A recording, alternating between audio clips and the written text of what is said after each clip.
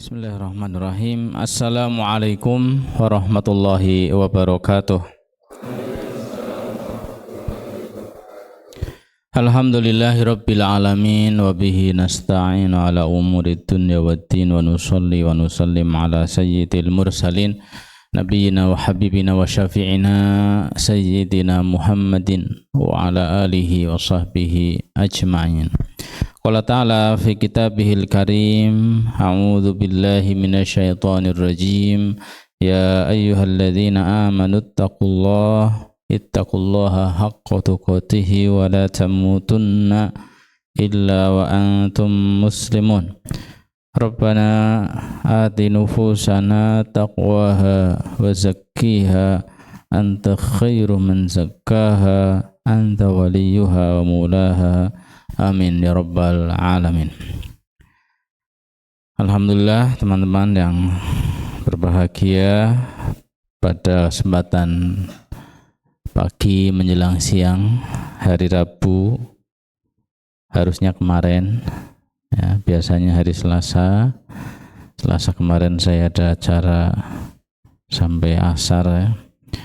Nah, kita geser pekan ini ke hari Rabu ini untuk 2 pekan ke depan, pekan keempat ya, insyaallah tetap kalau tidak ada halangan hari Selasa insyaallah. Ini anggotanya tambah banyak apa? Banyak yang baru? Baru permanen apa baru? PKL ya, karena seragam jadi nggak kelihatan yang SMA mana gitu ya. Alhamdulillah yang baru hadir hari ini ada yang baru ikut hari ini 1, 2, 3, 4 iya, yang 5, 6. Terus yang putri udah lama semua ya, nggak ada yang baru ya. Jadi kita itu sudah bicara tentang apa saja ya, terakhir intinya masalah kita bahas makna la ilaha illallah ya, apa itu la ilaha illallah, keagungannya ya. Insyaallah pada kesempatan hari ini kita akan lanjutkan dengan syarat-syaratnya. Jadi keagungan la ilaha illallah bisa menjadi miftahul jannah ya, bisa menjadi, saya sudah bahas belum keagungan la ilaha illallah ya? Sudah ya? Sudah ya? Ya sedikit review ya bagi yang baru ya. Terus kalimat itu kalau dibaca terakhir dalam hidup kita, insyaallah kita akan menjadi ahlul jannah. Mangkana akhiru kalamihi la ilaha illallah dakhalal jannah. Siapa yang ucapan terakhirnya adalah la ilaha illallah, insyaallah masuk surga. Kemudian kalimat la ilaha illallah ini kalau dibandingkan dengan catatan amal kita selama hidup, catatan amal kita itu ditulis dalam 99 lembar. 99 lembar itu luasnya atau lebarnya halaman-halaman itu maddal basar, sejauh mata melihat. 99 halaman atau lembar. Kemudian ketika itu ditimbang ya 99, yang bisa jadi itu adalah banyak merahnya atau merah gitulah ya, bukan menyala ya, merah gitu. Kemudian la ilaha illallah itu diwujudkan dalam bentuk bitokoh saja. Bitokoh itu kartu kecil ya, punya KTP. Nah ini yang baru-baru tuh semacam itulah bitokoh.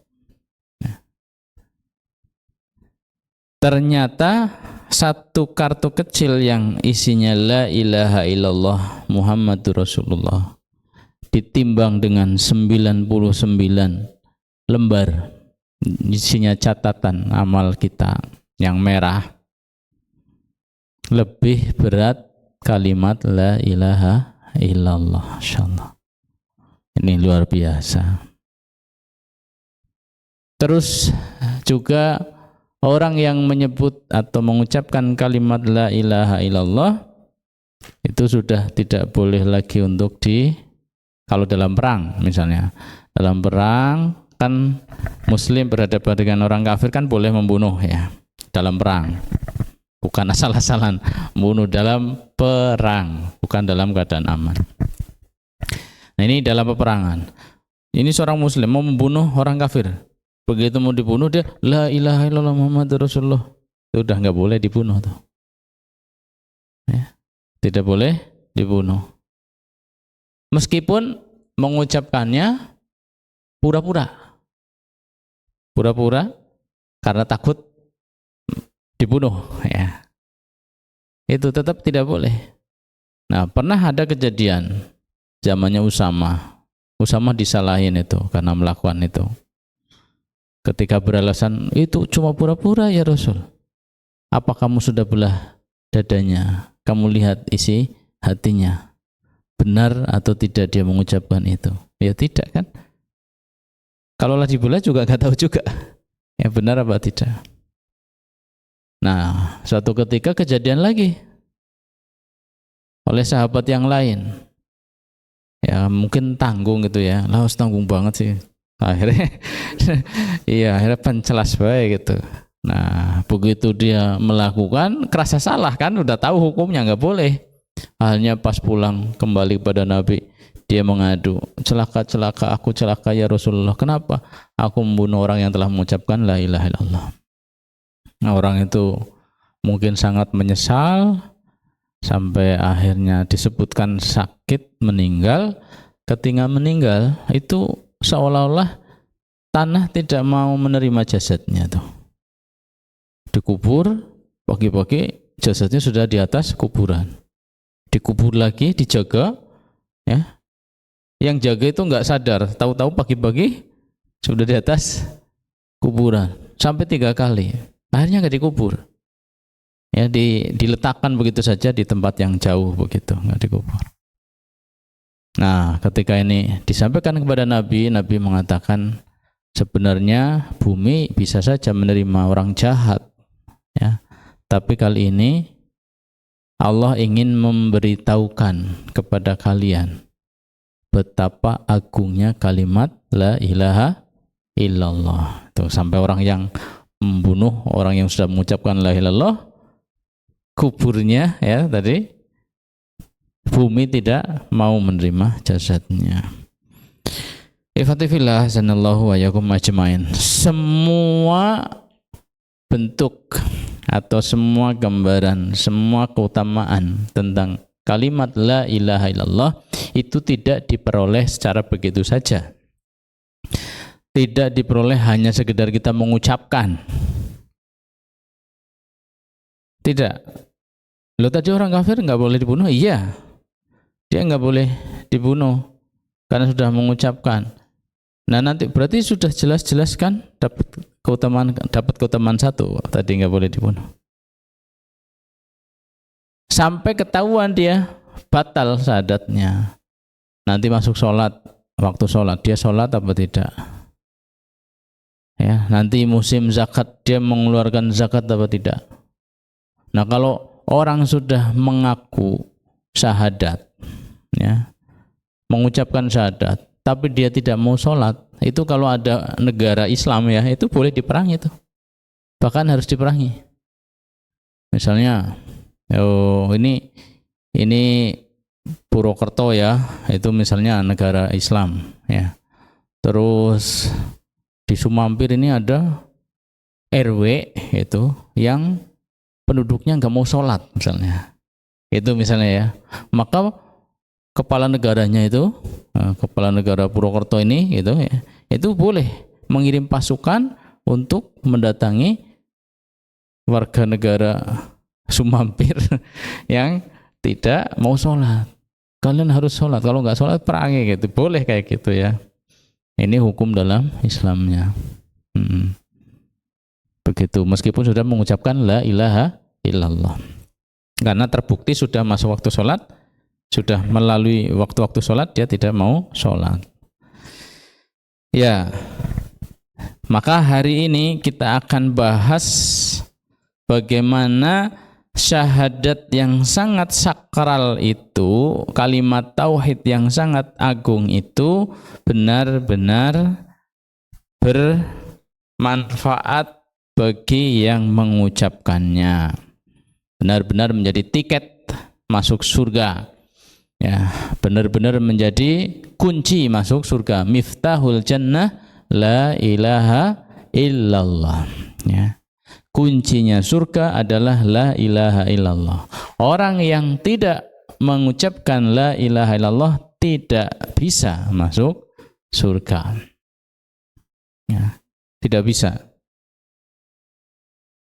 Nah, kalau tadi tersinggung sudah melalui waktu sholat, dia terbukti sholat. Nanti ada sahabat yang belum pernah sholat sama sekali tapi masuk surga. Nah, contohnya Usairim. Ya. Usairim ini belum pernah sholat ya, selama hidupnya. Tapi ahlul jannah, kata Rasulullah SAW. Kenapa? Padahal belum pernah sholat. Tadi katanya yang belum sholat diperangi. Karena Usairim begitu masuk Islam itu belum ketemu waktu sholat, sudah mati dulu. Gitu. Jadi masuk Islam, terus berjihad, ya, ikut perang. Dalam peperangan terbunuh. Belum sempat dia sholat, ya sudah mati. Artinya kalau melalui waktu sholat, mestinya dia akan melakukannya, karena belum ya belum, tapi sudah kedahuluan meninggal atau syahid, gugur dalam peperangan. Begitu ya. Miftahul jannah la ilaha illallah, kuncinya surga adalah la ilaha illallah. Nah, Imam Wahab ibn Munabbih mengatakan, tapi kan kunci itu ada geriginya, ya kan? Kunci kan tidak lurus saja.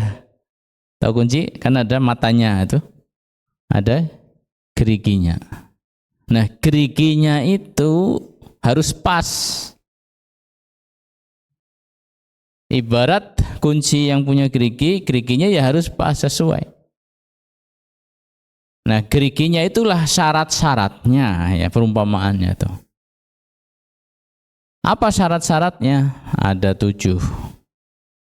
Agar la ilaha illallah kita diterima itu ada 7. Agar la ilaha illallah kita mendapatkan keutamaan, ya, fadilah, bagaimana yang sudah kita bahas, maka harus memenuhi syarat-syaratnya. Nah, apa saja syarat-syaratnya?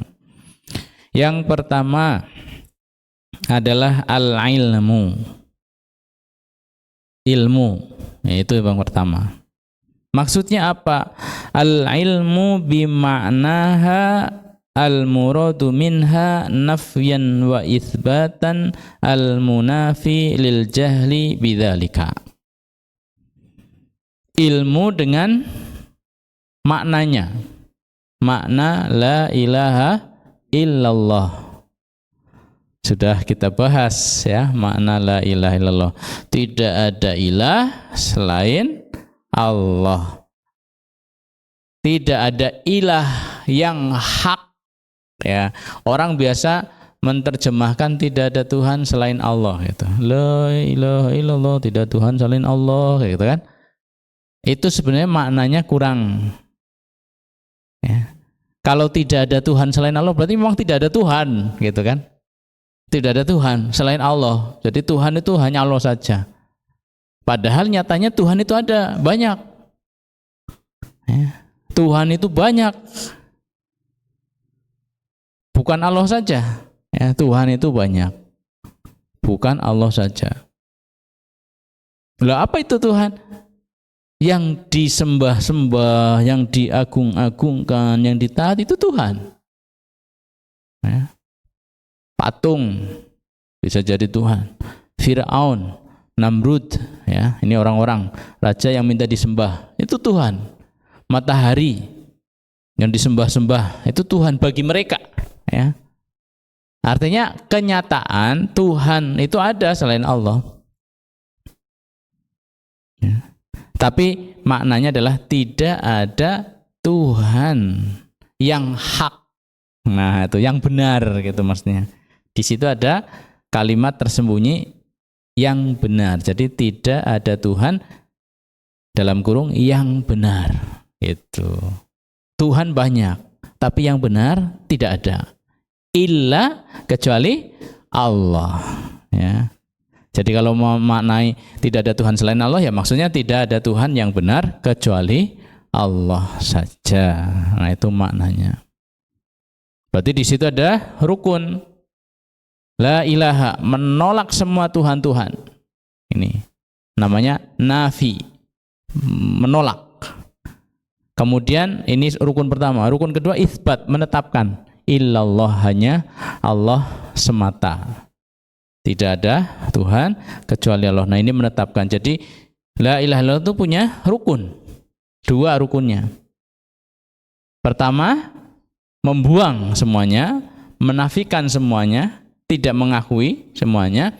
Kemudian illallah, menetapkan bahwa itu hanya Allah saja. Nah, ini makna la ilaha illallah. Kemudian rukun la ilaha illallah. Kemarin sudah kita bahas apa itu Tuhan, apa itu Allah, ya. Tuhan intinya yang diibadahi, macam-macam itu. Nah, Allah itu siapa? Nah, Allah lah yang layak menjadi Tuhan kita. Dia yang menghidupkan, yang mematikan, yang menciptakan alam ini. Dia yang maha segala-galanya. Dan seterus-terusnya itu, ya. Itu tentang Allah Subhanahu wa taala. Nah, ini harus kita ilmui. Berarti kalau kita mengucapkan asyhadu alla ilaha illallah, nanti dilengkapi wa asyhadu anna Muhammadan abduhu wa rasuluh. Ya, dua syahadat ini. Kita harus paham maknanya. Apa yang sedang kita ucapkan? Karena asyhadu, bersaksi, itu berarti harus tahu. Saya bersaksi bahwa mobil hitam itu yang nabrak, ya. Bukan motor yang nabrak misalnya. Ada tabrakan motor dengan mobil hitam. Karena saya lihat langsung, ya. Saya bersaksi, jadi saya bisa jadi saksi. Nah, bagaimana saya bersaksi? Asyhadu, aku bersaksi la ilaha illallah, tidak ada ilah selain Allah. Padahal tidak tahu makna la ilaha illallah siapa? Ya, persaksiannya tidak sah. Jadi harus tahu. Ini yang pertama. Yang pertama adalah ilmu. Dia harus tahu. Fa'lam annahu la ilaha illallah. Ketahuilah, ini ilmuilah. Ya, ilmui bahwasanya la ilaha illallah.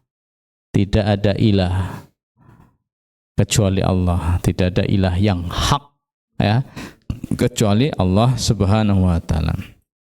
Illa man syahida bil haq wa hum ya'lamun, ya. Kecuali orang-orang yang persaksiannya benar. Siapa? Mereka-mereka yang tahu, ya.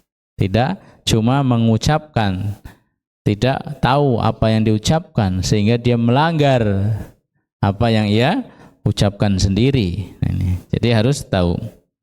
Syahidallahu annahu la ilaha illahu wal malaikatu wa ulul ilmi qa'iman bil qist la ilaha illahu huwal azizul hakim. Ini syahidallahu annahu la ilaha illahu wal malaikatu wa ulul ilmi, ya. Allah bersaksi, malaikat bersaksi bahwa tiada ilah kecuali Allah, la ilaha illahu. Kemudian wa ulul ilmi, juga orang-orang yang mempunyai ilmu, qa'iman bil qisti, ya. Dia pun orang-orang yang punya ilmu, ya, qa'iman bil qisti. Artinya dia berada pada posisi yang adil, ya. Yang adil apa? La ilaha illahu huwal azizul hakim. Tidak ada ilah kecuali Allah Subhanahu wa taala. Nah, ini yang pertama teman-teman yang dimuliakan Allah Subhanahu wa taala. Kalau ayat-ayat banyak, kemudian dalam hadis itu ada sabda Nabi dalam Sahih Muslim dari Utsman radhiyallahu anhu, dia berkata, Rasulullah sallallahu alaihi wasallam bersabda, man mata wa huwa ya'lamu annahu la ilaha illallah dakhalal jannah. Man mata, siapa yang mati, wahwa, dan dia, ya'lamu, tahu, la ilaha illallah, bahwasanya tidak ada ilah yang hak kecuali Allah, dakhalal jannah, dia bisa masuk surga. Artinya ini menjadi syarat. Tidak bisa masuk surga kalau tidak tahu bahwa la ilaha illallah, ya. Kalau dia tahu la ilaha illallah, berarti dia bisa masuk surga, insyaallah. Tapi syaratnya kan tidak hanya satu, syaratnya nanti ada macam-macam, ya. Harus dipenuhi semua. Ini baru satu syarat, ya. Kita masuk pada syarat yang kedua.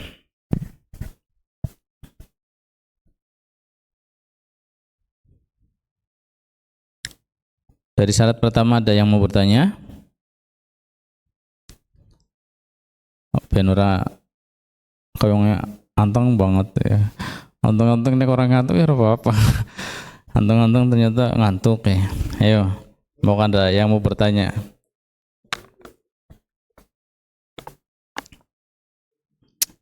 Ini kesempatan, ya. Teman-teman itu dapat ini nikmat besar ini, maksudnya kerja ngaji kambing ngaso kan, santai saja, bikin santai. Artinya ngajinya ini lebih mahal, ya. Mungkin nggak sempat di luar ngaji atau nggak biasa itu, ya, mau ke masjid isin mau beri ngaji gitu, atau males, ya, sehingga kan nggak dengar, nggak tahu. Nah ini alhamdulillah dikondisikan untuk bisa belajar agama juga, gitu. Jadi tahu, ya. Alhamdulillah. Ya, kalau belum ada yang bertanya kita lanjutkan. Nanti kalau ada yang pengen tanya, tanya aja, gitu, ya. Atau daripada saya ngantuk saya tanya Ustadz. Atau siap ditanya boleh, ya. Asani al yakin. Yang kedua, syarat yang kedua adalah yakin. Tahu yakin? Ini bahasa kita kan, bahasa kita, yakin, ya, meyakini, mempercayai, itu, ya. Yakin itu al-munafilis syak. Kalau tadi ilmu lawannya adalah bodoh, jahil, tidak tahu, ya, lawannya ilmu itu tidak tahu. Ada urut-urutan sebenarnya. Urut-urutan. Ada prasangka, ya. Kemudian ada wahm, ya. Kemudian ada ilmu. Ilmu itu harus 100% benar, itu namanya ilmu. Ya, kemudian zon itu prasangka, ya, artinya kalau belum yakin itu masih prasangka, meskipun bisa jadi benar, ya, itu. Kemudian nanti ada wahm, prasangka yang kemungkinan benarnya itu sangat kecil, ya, nilainya itu di bawah 50%, itu wahm, prasangka yang kemungkinan salah. Nah, prasangka yang kemungkinan benar, ya, itu zon nanti. Nah, kalau sudah yakin pasti benar, itu baru namanya ilmu. Itu 1 + 1 2, itu jelas ilmu itu, ya. Nah, misalnya si fulan lagi ngapa sekarang? Lagi masak misalnya, ya. misalnya. Bisa benar, bisa salah. Tapi kemungkinan besar benar, karena apa?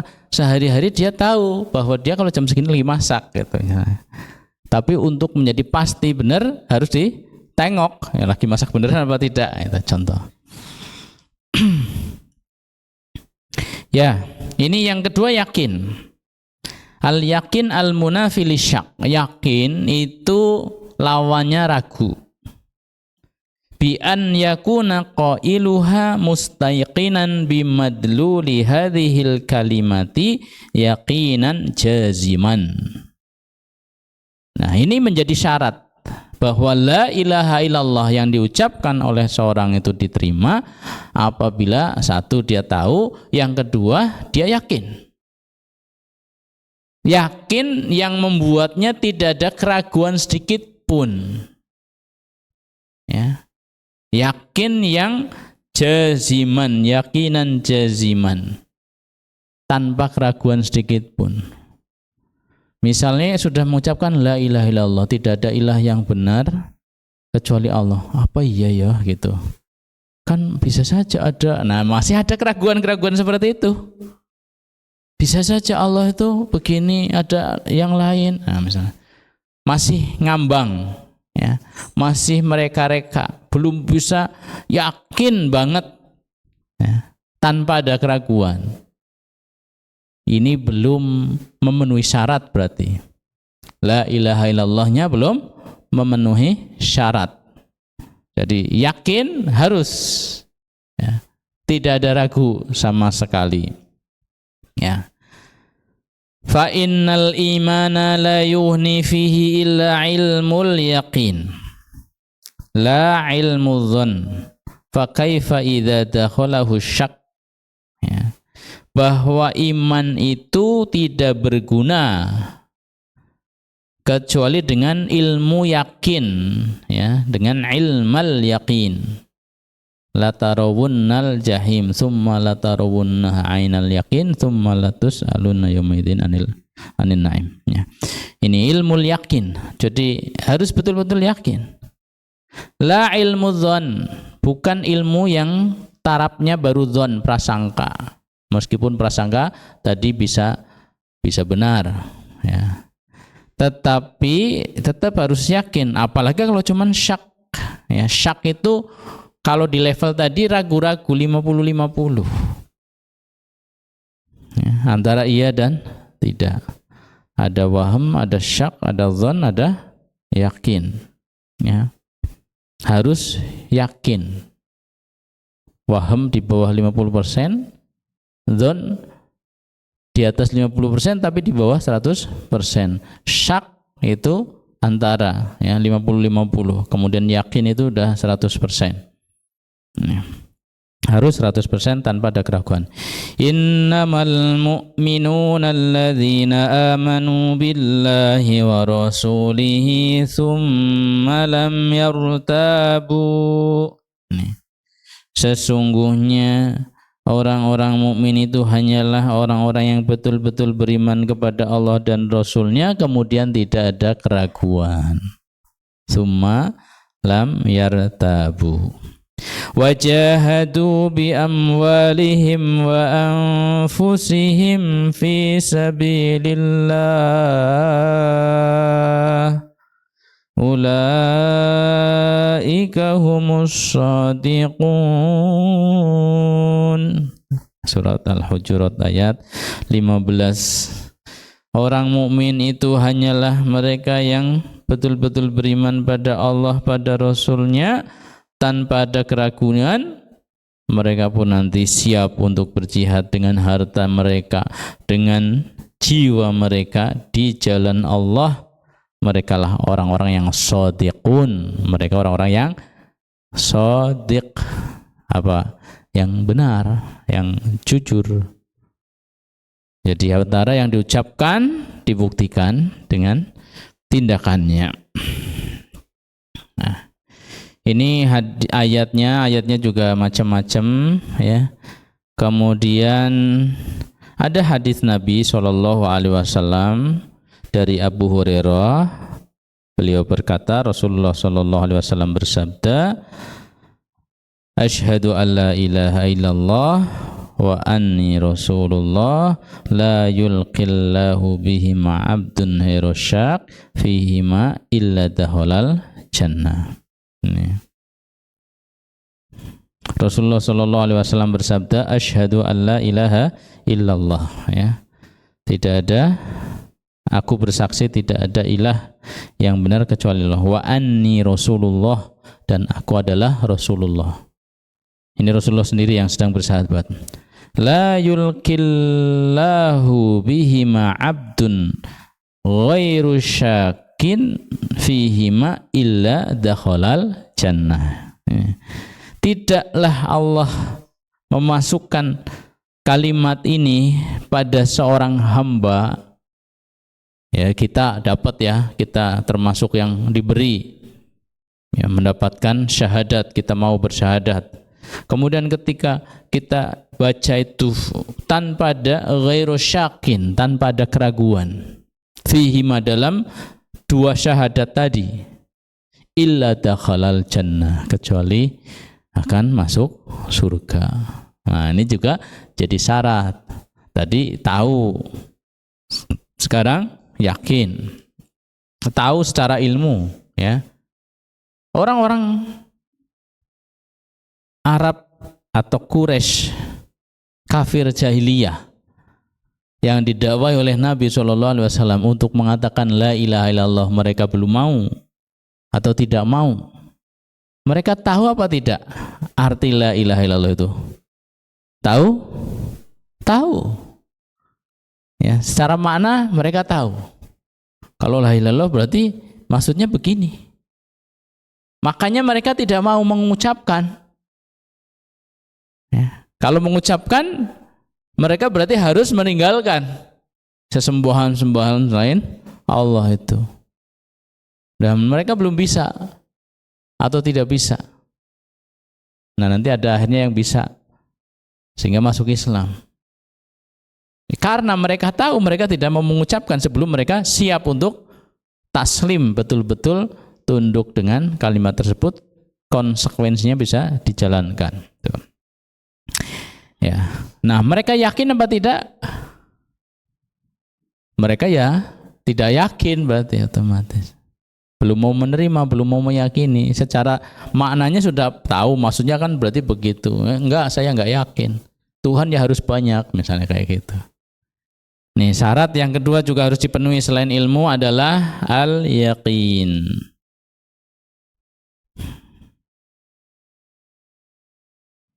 Kemudian syarat yang ketiga adalah al-qabul. Ya, sebelum membahas syarat yang ketiga, ada pertanyaan? Ada yang mau bertanya apa tidak?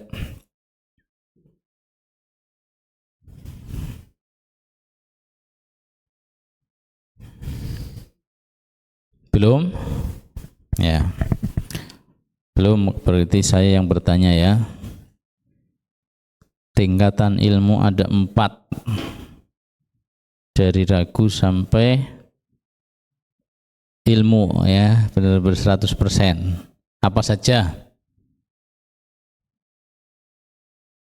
Apa saja?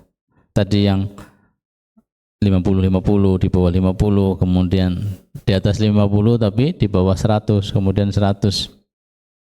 Apa saja? Kalau yang 100% namanya apa? Ilmu, ya. Kalau antara 50, ya, di atas 50, di bawah 100 namanya?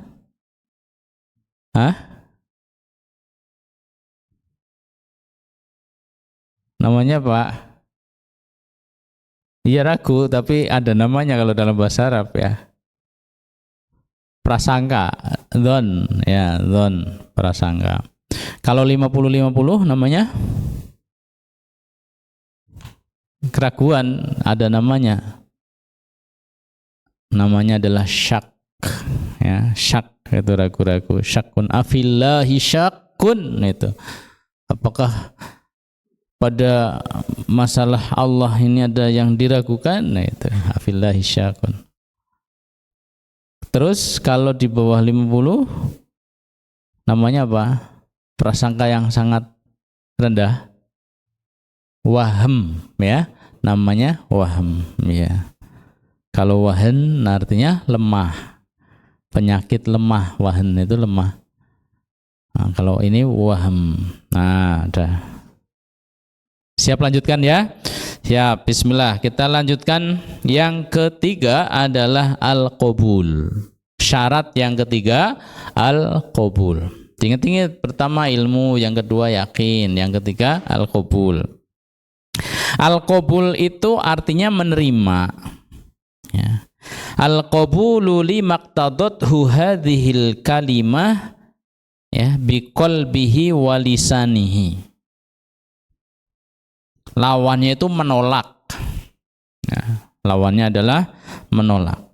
Menerima konsekuensi dari kalimat ini dengan hatinya, dengan lisannya.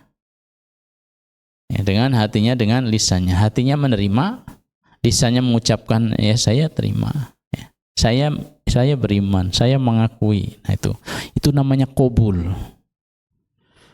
Dan qabul ini harus seharus-harusnya. Artinya apa? Semua konsekuensi daripada ucapan la ilaha illallah itu harus diterima secara total. Tidak boleh ada yang ditolak. Kalau ada yang ditolak satu saja, itu bisa menyebabkan syahadatnya tadi batal. Nah itu.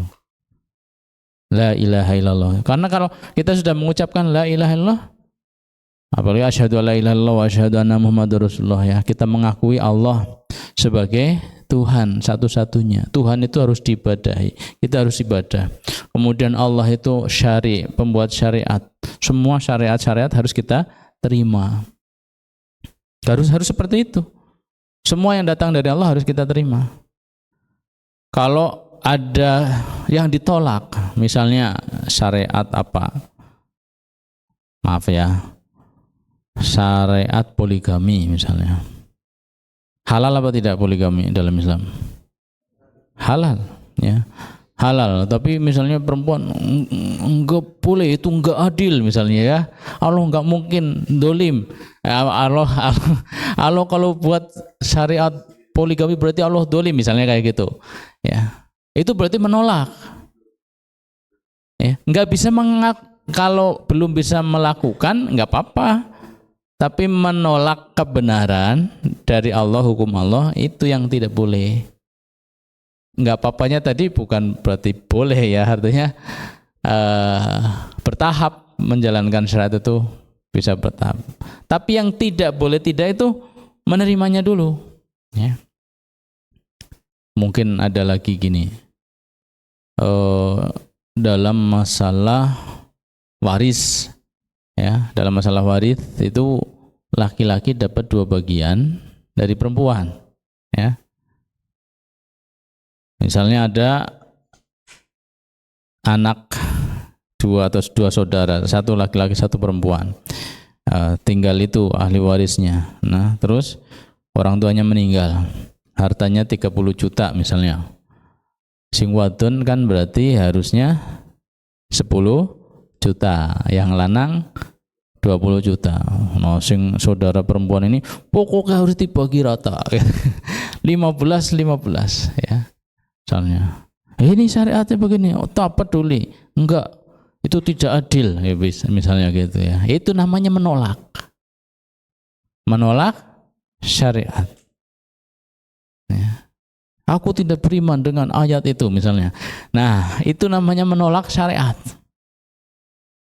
Kalau berani menolak syariat, menolak perintah sholat gak wajib misalnya, ya tadi contoh-contoh tadi, ini batal, ya, menyebabkan syaratnya tidak dipenuhi dan bisa membatalkan syahadatnya.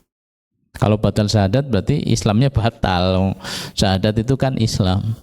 Nah, Islamnya batal. Kalau Islamnya batal berarti ya bukan Islam. Ya silahkan dinamai sendiri kalau bukan Islam. Ya. Nah itu. Nah bisa masuk surga apa tidak? Ya tidak. Syahadatnya sudah batal. Itu bahaya ini ya, bahaya sekali.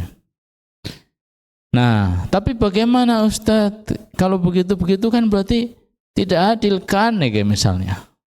Itu bukan tidak adil, kamu saja yang belum paham, gitu ya. Jadi perlu ngaji lagi, ya, biar paham. Contoh ini contoh. Laki-laki 2 bagian dari perempuan. Ya, jangan dibilang tidak adil. Gini, pertama gini. Dulu ya sejarahnya perempuan itu malah tidak dapat warisan loh. Ya, tahu nggak? Perempuan ini nggak dibagi warisan itu pada masa jahiliyah, bahkan bisa jadi warisan. Itu sudah. Nah sekarang dapat setengahnya laki-laki. Alhamdulillah gitu kan. Udah dibagi ini. Kedua, ya, perempuan itu tidak mendapat beban memberi nafkah kepada siapapun, bahkan kepada dirinya sendiri. Nafkah dirinya itu ada yang nanggung. Ketika masih jadi anak, itu tanggungan orang tua. Jadi ini yang perempuan itu nggak wajib kerja sama sekali. Ya mangan, anak bapaknya ya jaluk kemarin ramane gitu kan. Terus kalau nanti sudah punya suami yang nanggung gitu ya. Jadi nggak punya duit nggak apa-apa perempuan itu, karena untuk nafkahnya, pakaian, ya kebutuhan apa, tempat tinggal, makanan, skincare ya termasuk ya, itu nggak harus ya. Itu adalah kewajiban, ya ini terutama yang kewajiban primer. Itu kewajiban orang-orang di sekitarnya, bisa ayahnya, bisa suaminya, ya itu. Jadi dia nggak punya duit nggak apa-apa. Nah dia tidak berkewajiban untuk memberi nafkah. Anaknya dia siapa? Ya nanti bapaknya yang ngasih nafkah, tuh, bukan ibunya. Nah yang punya kewajiban itu laki-laki. Jadi kalau laki-laki dapat lebih banyak, ya wajar. Itu jelas adil apa tidak? Adil banget ya. Kalau sama malah nggak adil ya. Sekarang begini, dari 2 anak saudara, 1 laki-laki, 2 saudara, 1 laki-laki 1 perempuan, meninggal orang tuanya, meninggalkan 30 juta. Yang laki-laki dapat 20 juta, yang perempuan dapat 10 juta. Kemudian saatnya sudah mau menikah, yang laki-laki ini dia melamar, dia harus bayar mahar, ya kan? Yang bayar mahar siapa? Laki-laki. Perempuan malah dapat, ya, dia harus bayar mahar. Terus biaya pernikahan siapa yang nanggung? Laki-laki itu. Biaya KUA ya, laki-laki. Terus biaya walimah siapa yang nanggung? Laki-laki ya aslinya, ya. Terus nanti sudah sah jadi suami istri, harus ada tempat kontrak katakanlah. Siapa yang bayar kontrakan? Laki-laki lagi. Terus sehari-hari harus makan. Siapa yang cari makan? Laki-laki lagi, si suami tadi. Nanti sakit, ke beli obat atau ke dokter, siapa yang bayarin? Laki-laki lagi. Punya anak, siapa yang beliin susu dan lain-lain? Laki-laki lagi. Habis 20 juta kurang, ya kan? Nah sekarang perempuan dapat 10 juta, terus ada yang ngelamar, terus menikah, 10 jutanya utuh, ya, nggak buat apa-apa, ya paling buat keperluan sendiri, ya, buat nambah-nambah kebutuhan dia sendiri, ya. Nggak ada kewajiban untuk apa, bayar walimah tidak, malah dapat tambahan, dapat mahar. Maharnya apa? wis garing jaluk apalah ngono itu ya, mahar. Kemudian setelah itu walimah dia tidak harus mengeluarkan. Nanti ngontrak rumah dia tidak harus bayar kontrakan. Duit 10 juta utuh bahkan dia dapat tambahan mahar. Paham? Jadi nggak mungkin Islam itu tidak adil. Pokoknya terima, harus terima dulu. Kalau ada ganjelan-ganjelan terima dulu, pasti otak saya yang masih error ini belum connect kayak gitu. Kayak tadi poligami, boleh laki-laki tapi tidak boleh perempuan. Sekarang dari berbagai pertimbangan, masalah hasrat ya, hasrat laki-laki secara umum lebih besar daripada perempuan. Ini yang sudah nikah paham lah.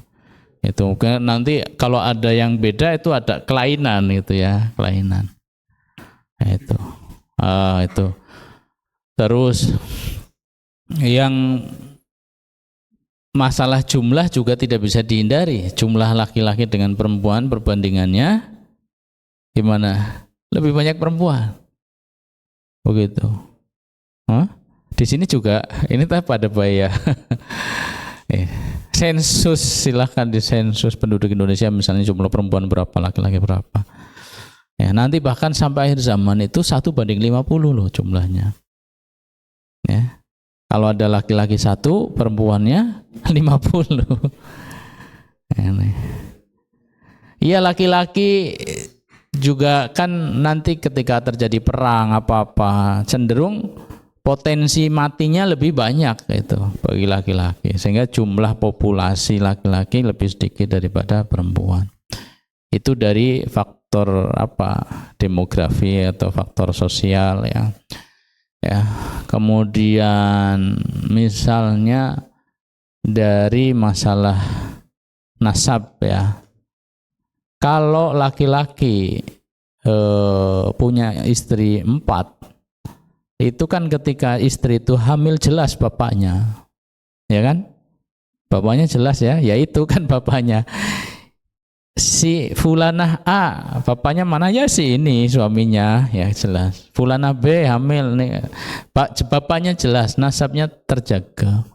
Tapi kalau perempuan punya suami double ya, pas hamil bapaknya sing dijajal, telinding gitu. Ya kan bisa tes DNA lah, tapi kalau lagi hamil dicampuri oleh semuanya gimana? Itu berarti campur-campur nanti ya, yang menyiram itu. Terus dari sisi lain ya, kalau Islam itu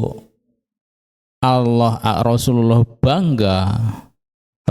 bangga kalau umatnya banyak, sehingga kalau ada 1 orang laki-laki menikah dengan 4 istri, itu kan kalau 1 istri bisa lahir punya anak 7 misalnya ya. Ya kan? 7 kali 4 berapa? 28. Jadi banyak. Iya kan? Iya, jadi 28 soleh-soleh semua loh gitu ya. Nih, luar biasa. Ya kan? Punya madrasah sendiri, punya sekolahan sendiri. Ya. Tapi kalau perempuan mau suaminya 1000 pun ya dia maksimal bisa lahir mungkin 10, 12 gitu kan. Nah, meskipun suaminya banyak banget itu, ya nggak bisa menaikkan ya tingkat perkembangan yang umat Islam. Dan banyak sekali hal-hal lain ya. Hal-hal lain terkait dengan ini manfaat atau faedah. Intinya ini semakin menambah ya betapa adilnya hukum Islam itu, hukum Allah ya. Belum nanti pada masalah-masalah jarimah, masalah-masalah hudud ya. Sudah, ini beberapa contoh untuk menguatkan bahwa apapun yang datang dari Allah itu pasti benar. Kalau memang itu hukum Allah, pasti adil, pasti yang baik, ya. Begitu. Sehingga Tidak boleh kita itu ragu. Dan ini menjadi syarat, bahkan semua yang datang dari Allah ini harus diterima. La ilaha illallah ini harus diterima secara total. Kalau diragukan ya sebagiannya, ditolak sebagiannya, ini menjadikan la ilaha illallahnya bisa batal ya, atau tidak sempurna. Nah, teman-teman yang dimuliakan oleh Allah Subhanahu wa taala, kita lihat beberapa dalil ya.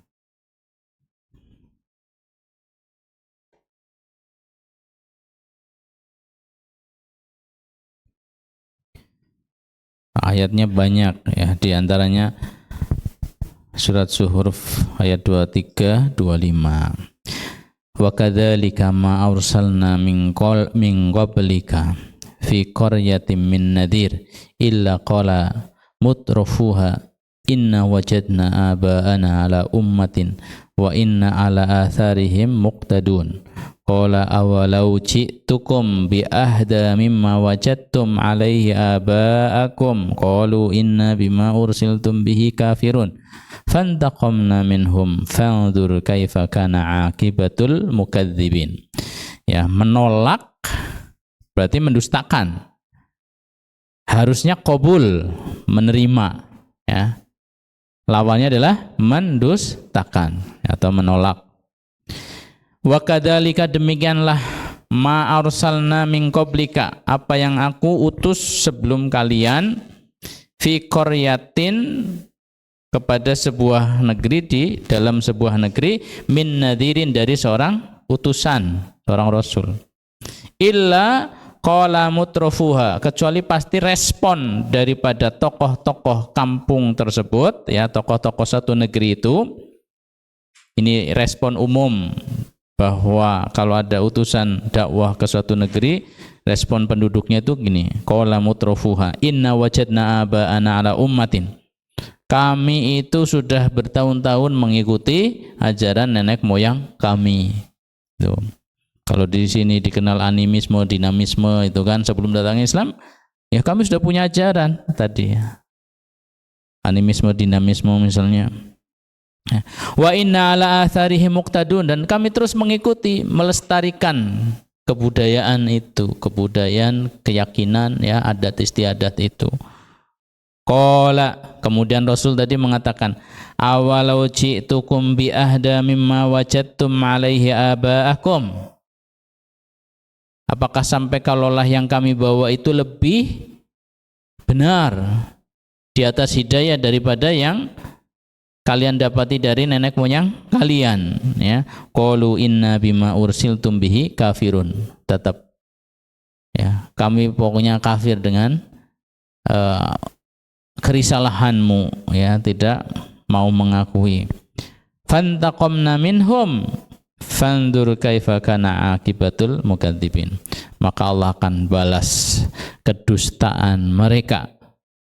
Ketika mereka mendustakan Rasul, pasti Allah akan balas. Balasnya apa? Bisa di dunia, bisa di akhirat.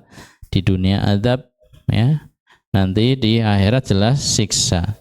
Fanzur kaifa kana akibatul mukadzibin, lihatlah bagaimana balasan orang-orang yang berdusta itu. Pasti neraka yang jelas. Nah, teman-teman sekalian yang saya muliakan, alhamdulillah ini berapa? 3 ya, baru 3. Nanti ada 7 insyaallah. Pagi hari ini kita bahas 3. Itu tentang qabul, artinya kita harus benar-benar menerima semua yang datang dari Allah Subhanahu wa taala. 1 ilmu, 2 yakin, 3 qabul, menerima. Nih. Insyaallah kita lanjutkan pada pertemuan berikutnya biidznillah taala. Ini sudah masuk waktu zuhur, kita cukupkan sampai di sini, semoga bermanfaat. Ada kesalahan mohon maaf. Aku qouli hadza astaghfirullah wa lakum. Wassalamualaikum warahmatullahi wabarakatuh.